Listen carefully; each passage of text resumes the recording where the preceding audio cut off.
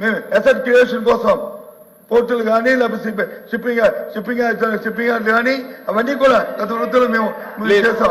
దాంట్లో ప్లీజ్ కూర్చోండి. ఇప్పుడు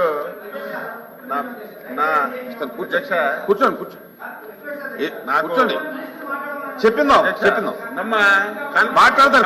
కలెక్టివ్ రెస్పాన్సిబిలిటీ ఎవరైనా మాట్లాడొచ్చు.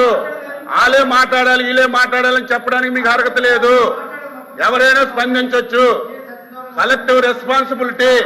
నేను చెప్పింది తప్పైతే దానికి నువ్వు మాట్లాడాలి. నువ్వు మాట్లాడకూడదంటే తప్పది. అధ్యక్ష 1 minute అధ్యక్ష. గౌరవ బొత్స సత్యబాబు గారు నా గురించి వ్యక్తిగతంగా కూడా మాట్లాడారు. ఏదో ఎమ్మెల్యే అయిపోయారు, మంత్రి అయిపోయారు. నేను నిరంతరం ప్రజా జీవితంలో ఉన్న వ్యక్తిని అధ్యక్ష. మీలా గాలి వస్తే గెలడం, గాలి లేకపోతే ఓడిపోవడం ఎప్పుడు నా లైఫ్లో లేదు అధ్యక్ష. గాలి వచ్చినా గాలి లేకపోయినా ఎట్టి క్లిష్ట సమయంలో అయినా సరే గెలిచే వ్యక్తిని అధ్యక్ష. నాకు ఎప్పుడు కూడా అధ్యక్ష కూర్చోండి. ఎప్పుడు కూడా పదవుల మీద ఎప్పుడు వ్యాహం లేదు అధ్యక్ష. పదవున్నా పదవి లేకపోయినా నిరంతరం ప్రజల గురించి పనిచేసే తత్వం అధ్యక్ష. ఒకసారి తెలుసుకోమని చెప్తున్నాను అధ్యక్ష. ఒకసారి అధ్యక్ష ఓకే, మీరే ఏదో మొత్తం ఎసెట్స్ ఇప్పుడే గౌరవ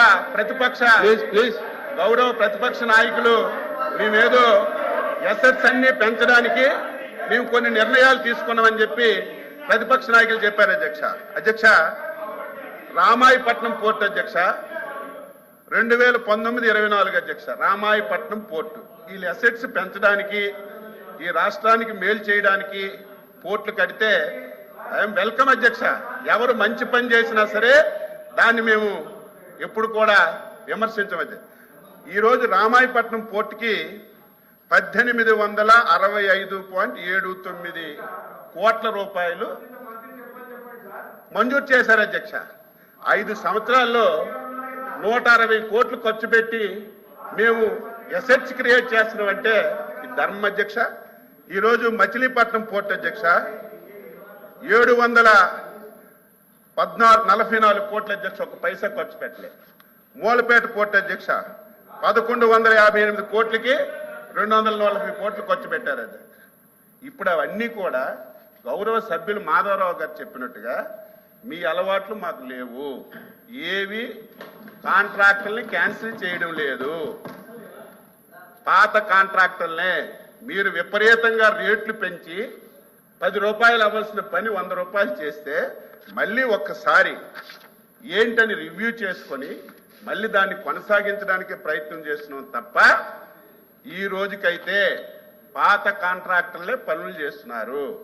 రెండవది ప్రైవేటైజేషను ఈ రోజు వరకు ఈ ప్రభుత్వం చేయలేదు. గత ప్రభుత్వం కృష్ణపట్నం కానీ విశాఖపట్నంలో ఉన్నటువంటి గంగవరం పోర్టు కానీ ప్రైవేటైజ్ చేసినటువంటిది గత ప్రభుత్వం.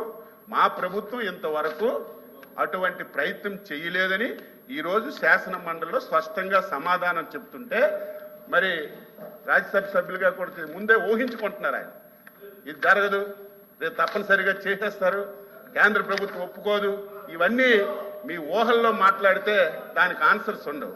స్టిల్ ఈ రోజుకి ఆ ప్రయత్నం లేదు. ఏవైతే పాత కాంట్రాక్టర్లు ఉన్నారో వాళ్ళతోనే చేయిస్తాం. మీరు విపరీతంగా ఎస్టిమేషన్స్ పెంచారు. అవన్నీ ఒకసారి మళ్ళీ చదువుకొని మళ్ళీ తెలుసుకొని